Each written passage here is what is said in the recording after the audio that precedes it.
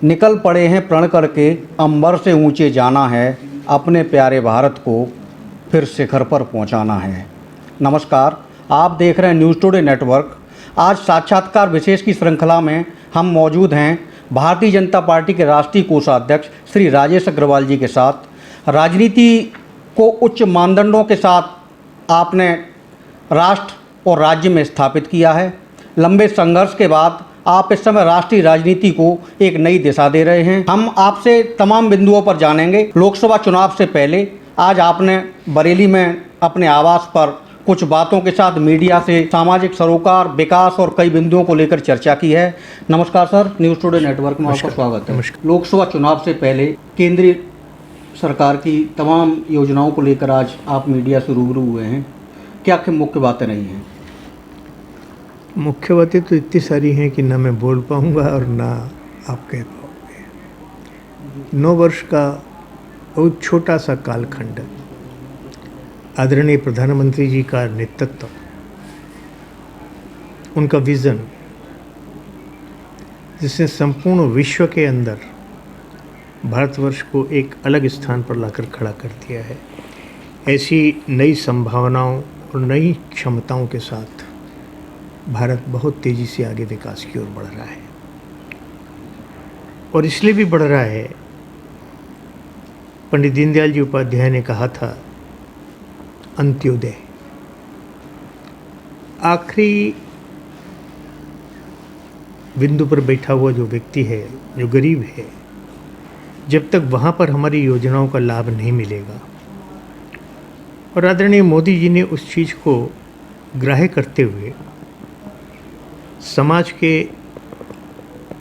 अंदर बिना किसी रोग द्वेष के, बिना किसी राग द्वेष के, बिना किसी जाति और धर्म को बीच में आड़े आए हुए समाज के अंतिम व्यक्ति तक हर प्रकार की योजनाओं का लाभ देना।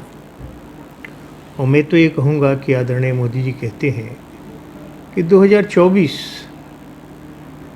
ये जो जनरेशन नेक्स्ट है मेरी, ये उसका कालखंड है। ये 2024 के अंदर युवाओं को बहुत तेज़ी के साथ आगे बढ़ना होगा।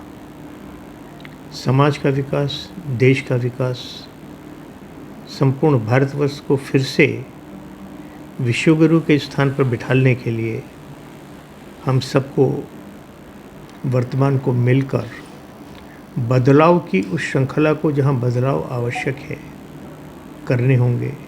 ऐसा निश्चित मत लेकर ये 2024 का चुनाव जो है वो आ रहा है।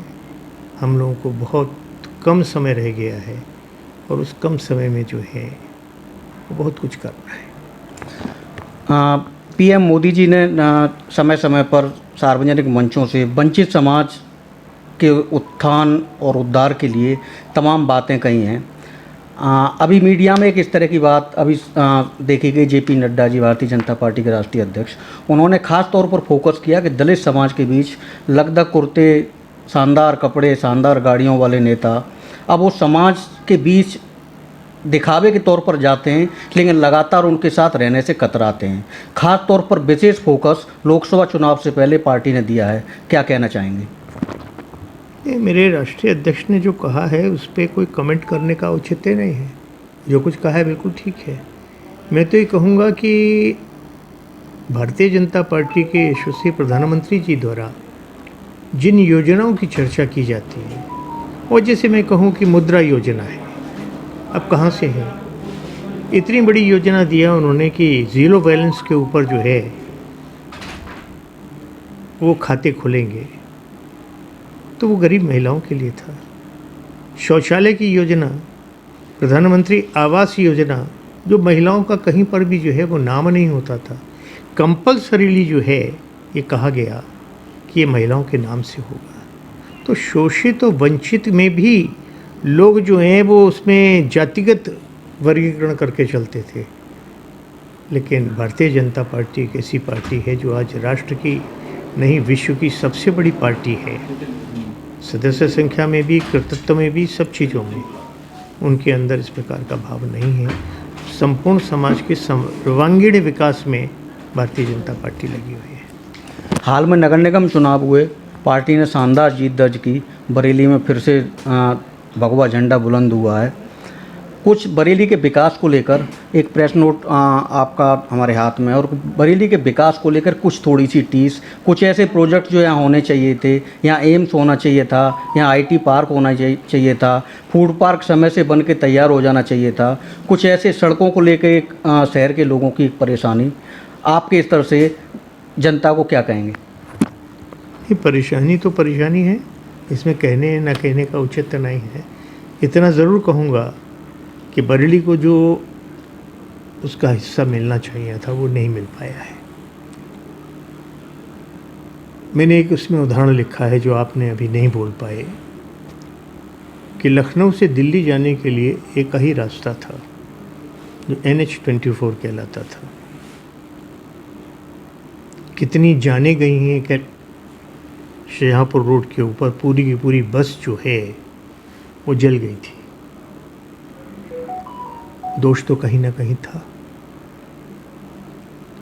मेरे को दिल्ली जब पहुंचने का अवसर राष्ट्रीय अध्यक्ष जी और आदरणीय प्रधानमंत्री जी का निर्देश हुआ, इस राष्ट्रीय कोषाध्यक्ष के पद पर जब मैंने अपना आयु पूरी होने के बाद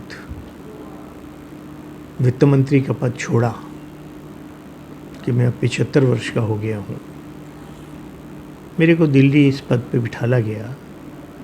दिमाग में सबसे पहले मैंने जाकर रेल मंत्री जी से बात की थी, और आदरणीय रेल मंत्री जी का मैंने आभार व्यक्त किया था कि उन्होंने 6 माह का टाइम दिया था, और 6 माह के अंदर इस पुल के लिए मैंने जो है दोबारा से चालू करा दिया।